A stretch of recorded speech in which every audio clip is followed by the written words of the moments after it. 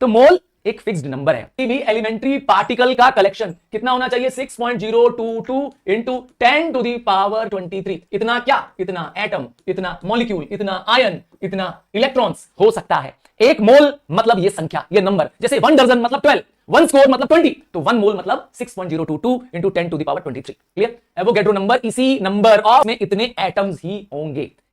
Vapour density क्या करते हैं? कंपेयर करते हैं। जब हम मास ऑफ अ गैस, जब किसी मास ऑफ अ गैस को कंपेयर करते हैं हाइड्रोजन से, तो रिलेटिव वेपर डेंसिटी आ जाती है। जब जब रिलेटिव शब्द आए, ध्यान से समझिए, जब जब रिलेटिव आ रहा है तो समझिए आपको उसको किसी दूसरे से कंपेयर करना है। और किससे कंपेयर करना है? किसी स्टैंडर्ड से कंपेयर करना है। इससे पहले कार्बन 12 से कंपेयर किया था, अब हम हाइड्रोजन से कंपेयर कर रहे हैं। तो रेशियो किसका है? It is ratio of mass of equal volume of gas and hydrogen. तो जिस गैस को कंपेयर करना चाहते हैं हाइड्रोजन के मास से, उसके रेशियो कहते हैं वेपर डेंसिटी। ठीक, वेपर डेंसिटी का फॉर्मूला है RMM divided by 2।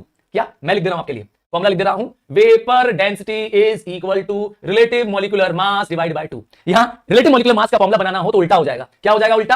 Relative molecular मास का फॉर्मूला बन जाएगा vapour density into 2। 1 mole of any substance. यहां पर एनी मतलब कोई भी सब्सटेंस, अब वो कार्बन हो, नाइट्रोजन हो, सल्फर हो, हाइड्रोजन हो, कोई भी सब्सटेंस, किसी भी का 1 मोल किसके बराबर है? वो बराबर है इसके मोलर वॉल्यूम के। कितनी होती है मोलर वॉल्यूम? 22.4 डेसीमीटर क्यूब या लीटर।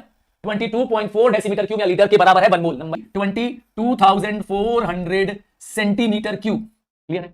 ये वैल्यू बस मैंने यूनिट चेंज कर दिया है वही चीज। इसको कहते हैं क्या? Molar volume. 1 मोल उसके रिलेटिव मॉलिक्यूलर मास के बराबर है। 1 मोल किसके बराबर है? 6.022 into 10 to the power 23 elementary particles. मैं शॉर्ट फॉर्म लिख देता हूं, सिर्फ पार्टिकल्स के बराबर है। अब वो पार्टिकल्स एटम्स हो सकते हैं, मॉलिक्यूल्स हो सकते हैं। ठीक है, 6.022 10 टू पावर 23 ये मोलर नंबर है। नंबर ऑफ मोल्स निकालना हो, ध्यान से सुनिए, वेरी इंपॉर्टेंट फॉर्मूला। जब भी नंबर ऑफ मोल निकालना हो तो कैसे निकालेंगे? तो आपके पास एक बहुत आसान सा फॉर्मूला है, गिवन वॉल्यूम, मतलब जिस भी एलिमेंट की, जिस भी गैस की वॉल्यूम दी हो, तो given volume divided by molar volume. और अभी आपको बताया कि मोलर वॉल्यूम फिक्स है। कितनी है मोलर वॉल्यूम? मोलर वॉल्यूम है 22.4 डेसीमीटर क्यूब। अगर लीटर है तो 22.4 लीटर। इससे डिवाइड कर दो, आपके पास क्या आ जाएगा? नंबर ऑफ मोल्स आ जाएगा। मोलर वॉल्यूम लिखा नीचे, ध्यान दीजिएगा। मोलर वॉल्यूम मैंने बता चुका हूं आपको, ये है मोलर वॉल्यूम। क्लियर? और किसके बराबर है? ध्यान से देखिए आगे, 1 नंबर ऑफ मोल्स निकालने का एक और फॉर्मूला। नंबर ऑफ मोल्स का फॉर्मूला है given mass upon molar mass, जिसको हम RMM कहते हैं। क्या बोलते हैं? रिलेटिव मॉलिक्यूलर मास बोलते हैं। क्या चीज? रिलेटिव मॉलिक्यूलर मास जिसे बोलते हैं।